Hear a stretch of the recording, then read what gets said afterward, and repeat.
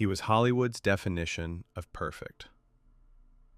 The suit, the voice, the smile that made every woman in the audience forget where they were.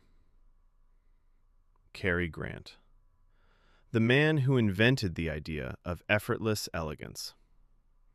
What nobody knew, what the studios made absolutely sure nobody would ever find out, was that between 1958 and 1961, Cary Grant took LSD over 100 times. Not in secret, not in shame. Under medical supervision, at a clinic in Los Angeles. Paid for partly by research grants connected to the United States government. The same government that, at that exact moment, was running a classified program called MKUltra, secretly testing LSD on unwitting subjects across America to see if it could be used as a weapon, a truth serum, a tool of psychological control. Cary Grant was not an unwitting subject. He chose it. He sought it out. And what he said about it, publicly, in interviews, while he was still one of the most famous men on earth, was something Hollywood has spent 60 years quietly burying. "I have been born again," he told a reporter in 1959. "I have just been through a psychiatric experience which has completely changed me."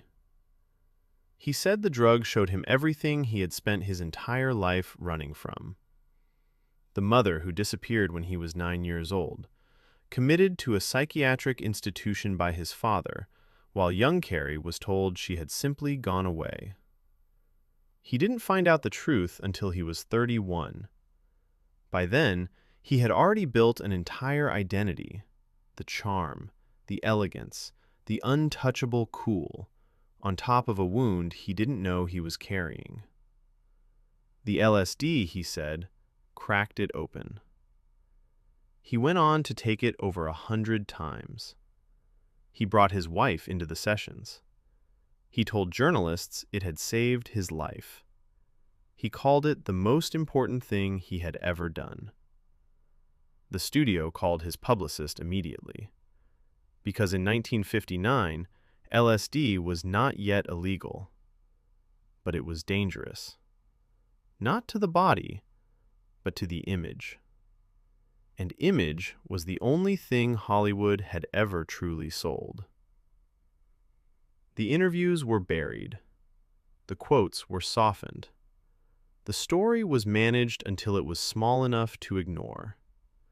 And Cary Grant, the most controlled, most groomed, most carefully constructed celebrity in the history of American film, went back to wearing the suit and giving the smile and being exactly what the studios needed him to be. He died in 1986, alone on the stage of a theater in Iowa, after a live Q&A with the audience. A stroke. He was 82. The last thing he said publicly, hours before he died, was to a woman in the front row who asked him what it felt like to be Cary Grant. He paused. He smiled. And he said, "Everyone wants to be Cary Grant. Even I wanted to be Cary Grant." The archive is open. Welcome to Velvet Archives.